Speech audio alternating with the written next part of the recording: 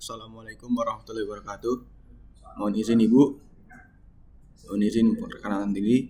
Nama Taruna Muda Faisal Paskah dari kelas TD 1.7, nomor Taruna 2501077. Izin Bu, izin membuat video tentang berbagai sistem pada mata kuliah dasar-dasar transportasi.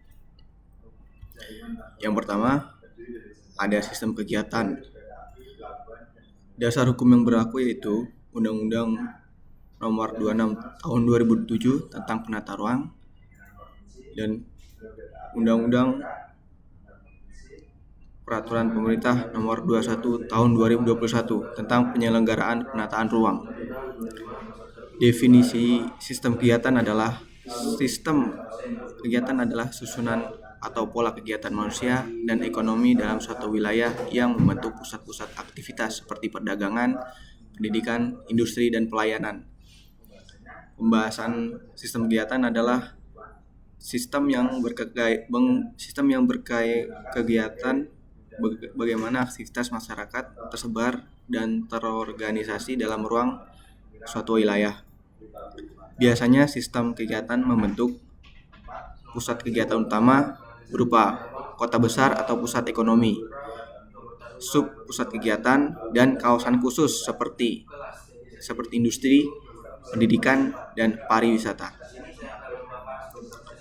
Contoh sistem kegiatan adalah kawasan CBD, Central Business District, di pusat kota sebagai pusat perdagangan, kawasan industri di pinggiran kota, dan kawasan pendidikan seperti kampus terpadu. Dan yang kedua adalah sistem jaringan. Dasar hukum atau peraturan yang berlaku adalah Undang-Undang Nomor 38 Tahun 2004 tentang Jalan, Undang-Undang Nomor 23 Tahun 2014 tentang Pemerintahan Daerah. Dan di sini saya akan menjelaskan tentang definisi yang berlaku.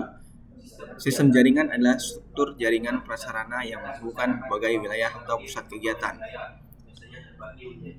Pembahasan sistem jaringan adalah sistem yang berfungsi menghubungkan pusat-pusat kota kegiatan sehingga mobilitas manusia, barang, dan informasi dapat berjalan lancar. Jenis sistem jaringan antara lain jaringan transportasi, jalan berupa jalan, rel, kereta, pelabuhan, dan bandara. Jaringan energi berupa listrik dan gas, jaringan telekomunikasi, dan jaringan air bersih. Sistem ini penting agar wilayah dapat terintegrasi dalam berkembang secara merata. Contoh sistem jaringan.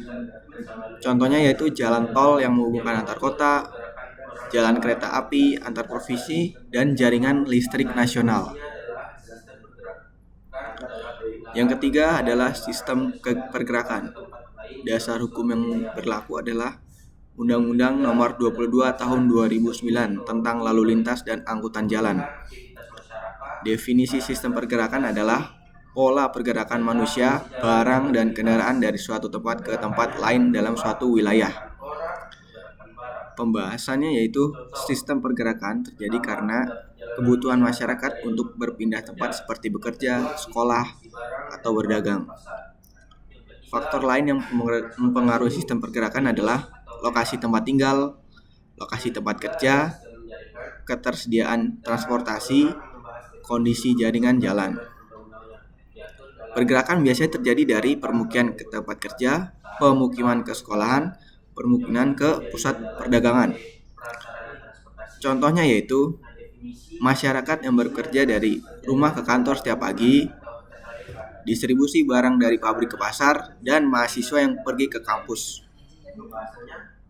Dan yang keempat adalah sistem kelembagaan.